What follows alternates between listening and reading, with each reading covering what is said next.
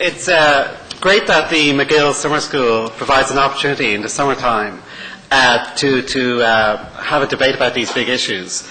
I can't think of any other forum which is quite like this. So, I'm very happy to make my debut here. And I think we've already had two quite interesting contributions in this session, and I'll try and cross-refer to them as I go along. So I'm a macroeconomist, and what I want to talk about is the macro perspective on what's going on. And it's, I had done a certain amount of preparation for this a few weeks ago, but since last Thursday, it's important to revise very substantially what we think about what's going on. So I want to talk about the new European deal that emerged from the summit last week. I'm not really going to talk about the financial sector policies. We had to talk by Matthew Elderfield yesterday. And in general, this has dominated the discussion, but I think that phase is coming to a close. I mean, this week is going to see the recapitalisation of the banks. And all I'll say is, a lot of work has been done there. But in the end, the banking sector fundamentally will not recover unless the sovereign position is good. That the banking system relies on a healthy fiscal situation through all sorts of channels. And so it's important to have done the stress tests. It's important to reorganise the banks. It's good to get new private money in and so on. But ultimately, the fiscal crisis has to be solved in order for the banking sector to fully recover. So my main focus is on fiscal policy, but I'm also going to talk about the wider issue about reforming product markets and labour markets, because again, that is part and parcel of the recovery process. And as David said, a lot of that is fundamentally to do with how we operate successfully within the new European situation. So, how should we think about it last week? So, of course, it's a lot better to pay 3.5% than 6% on debt. It's also good that the Financial Stability Fund is going to have a more flexible mandate, and that should help in the future. However, it is not all good news for Ireland. Or, if you like, those welcome initiatives in part carry a price. And the fundamental issue here is the return to the market. The goal Brian Hayes mentioned last night, his wish for this government is to get the Irish government out of the dependency on official funding. And returning to market funding for the Irish debt is actually going to be more difficult now. Number one is, if we can borrow from our official partners at 3.5%, and, if realistic notions about where we can get market funding, if this crisis goes away, it might be 5 or 6 or 7%. Then, if you like, what was true until now, which is the official funding was more expensive than maybe normal times funding, that's no longer true. And then second of all, that the fact that the private sector creditors are taking a write-down in the Greek situation redefines what, if you like, a safe level of public debt is. If levels of public debt are too high, the official funders or the market may decide, essentially, this country is not returning to the market without significant pain being forced on bondholders. And so what that means is, if Ireland wants to get back to the market, it needs to do more and do more quickly. So the idea that the interest rate savings last week are somehow available to have an easier fiscal situation is just not true. Not only are those interest rate reductions, the saving interest costs should be fully passed through to reducing the public debt, but in fact the speed of closing the fiscal deficit, the non-interest fiscal deficit, should also accelerate. I fully agree with David that it would be wonderful to do a fiscal expansion. Before EMU began, for the last 15 years, I said, listen, Ireland, you need to run big surpluses during the good years in order to provide the financing to do all of the non-austerity measures we'd like to do. But the reality is we didn't, or we only did so to a limited degree. And so the idea that we have a choice here that less austerity is part of the solution is not available. In fact, accelerating the level of austerity, given where we are, is the best option. Now, I don't advocate radical acceleration. I agree that the economy is too fragile, debt levels are too high to go for a very kind of shock therapy approach. So, you know, the idea, the 15 billion package negotiated last November was essentially at the low end of what was possible. And the reason why it was at the low end was of this fragility concern. Fragility about the banks, fragility about GDP. And also the idea was, well, you know, the general market at that point was still not terrible, that maybe Ireland could re-enter the market even with a very high debt level. But all of that has now changed. First of all, the market is a lot less friendly to high debt countries. Second of all, the worst case fears about the banking system have not materialised. It's horrendous, it's awful, it's terrible, but it's not the worst case scenarios that were talked about last November. Same with GDP. As David says, you know, the decline in the domestic sector is again, it's horrendous.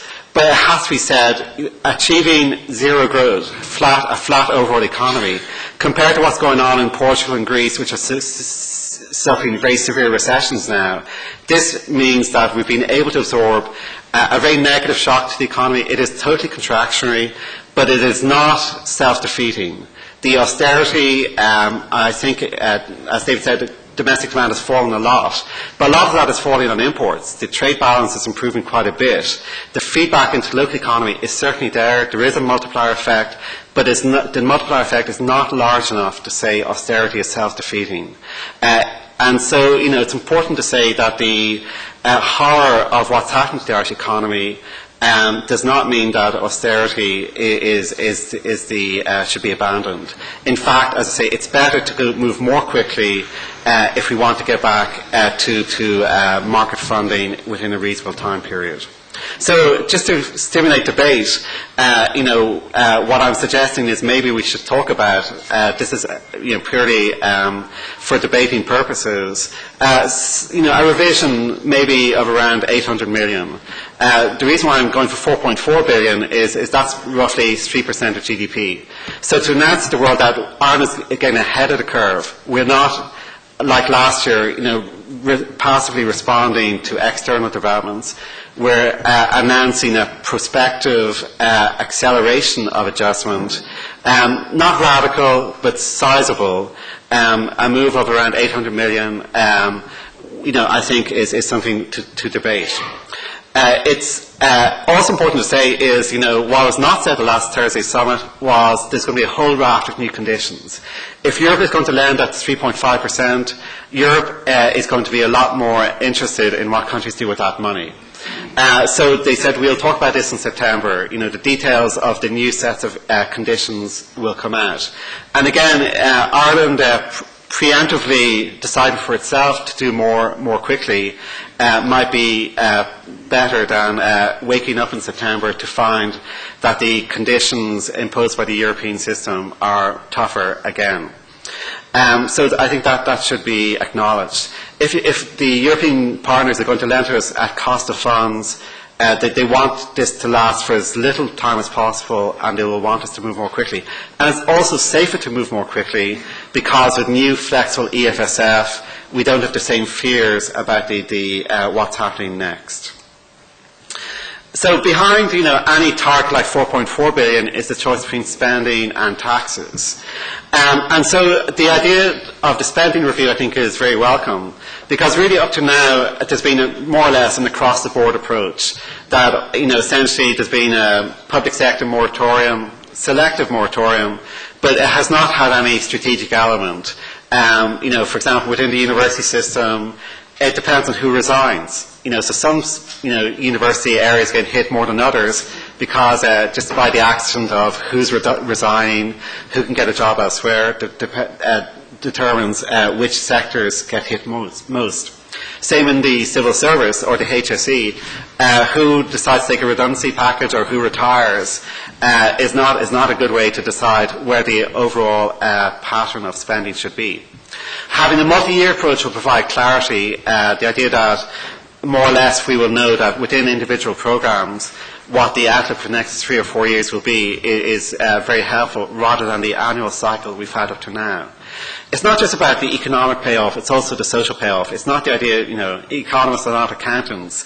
It's not saying, only lines of public spending that directly help the economy are important. Social protection, other public policy goals are important, so long as it's clear what each programme is contributing to that. So having the announcement of this review as early as possible in the autumn will help on that line. But the same principle applies to taxation. As Bridget said already, it's not so clear, why is there so much uncertainty about the future of taxation? Now, historically, governments have liked to maintain flexibility about taxes, the big hoopla of what's announced every budget. But when people know in general there's going to be a big increase in taxation, but they don't know where it's going to land, that's not going to be very good for consumption or investment behaviour.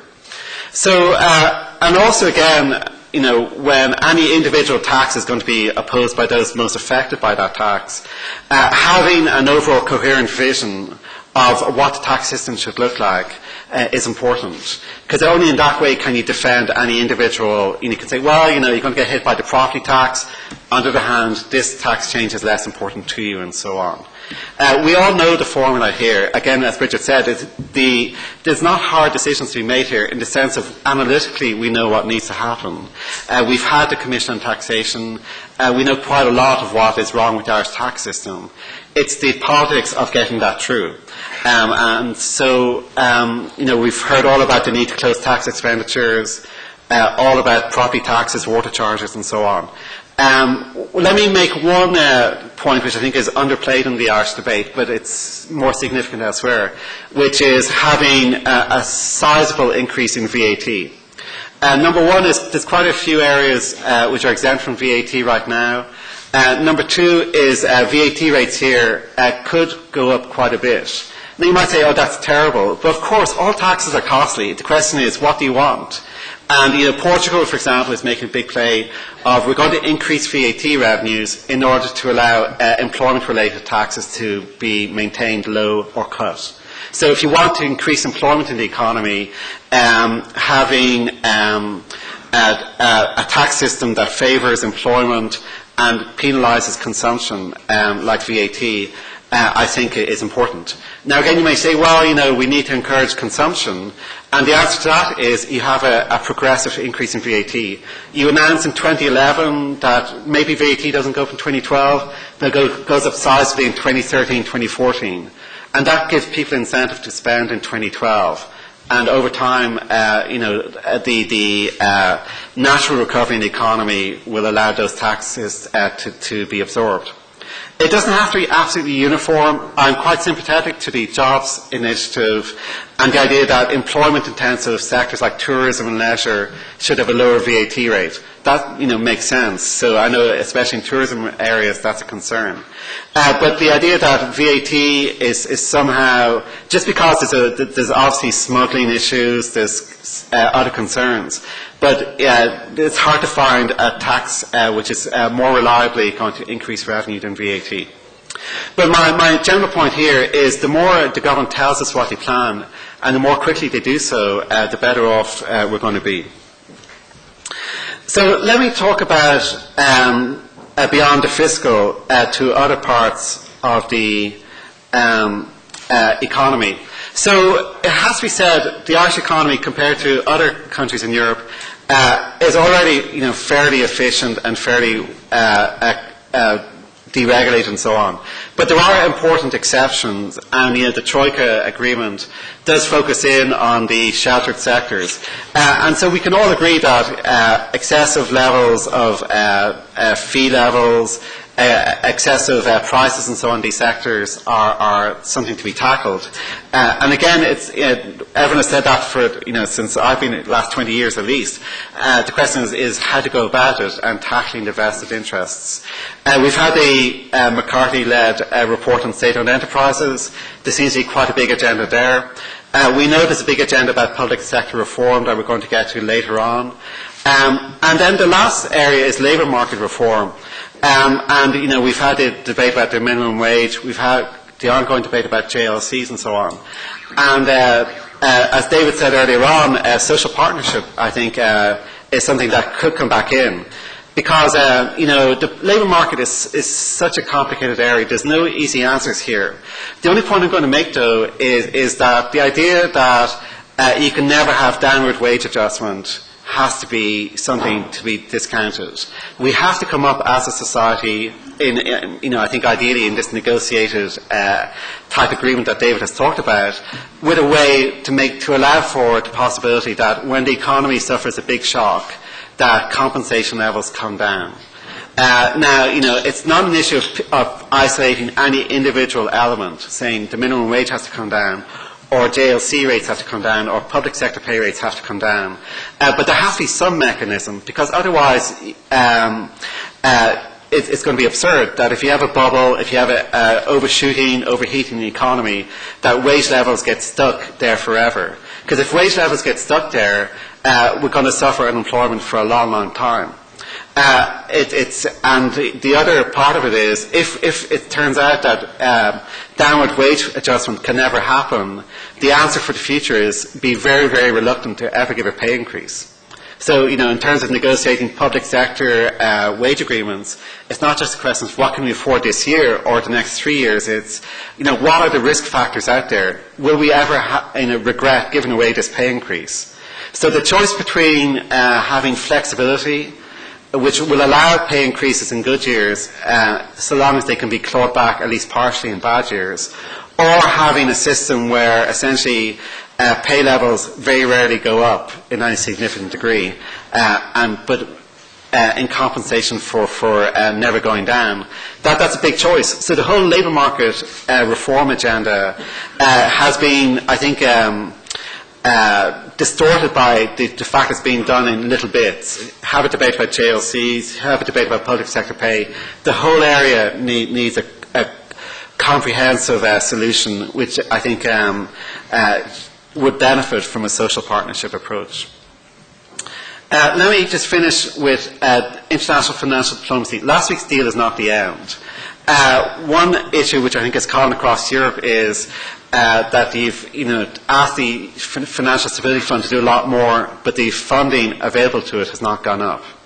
But from an Irish point of view, the missing factor is it remains the case that the bank situation has not been delinked from the fiscal. So the EFSF is allowed to make loans to countries to recapitalise their banks, but all of the fiscal burden is on the national government. There's been no Europeanisation of the bank resolution in the sense of a European support for medium-term bank funding, or European support for sharing tail risks in the banking system. So the European banking crisis is still going to be there so long as national governments fully bear the burden of dealing with this situation. And of course, the most extreme case is our own case here.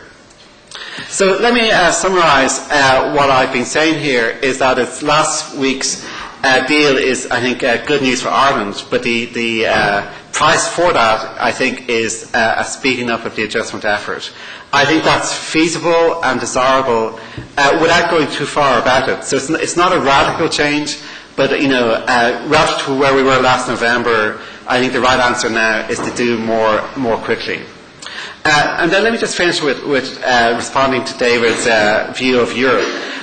Europe, is, I think, and also Bridget said, countries cannot have receivers. I'm not so sure the future of Europe will not include a receivership option in the sense of very heavy oversight from Europe. But the European option has to be embedded in the global situation. Ireland, still has huge trade linkages with the US, UK, and the rest of the world. Europe is important from a monetary point of view, a political point of view, and so on. But it's important to think about Europe in a global context. So I think there's a twin track there about having greater European integration, but also keeping in mind that especially Ireland is part of a global system, not just a European system. So let me stop there.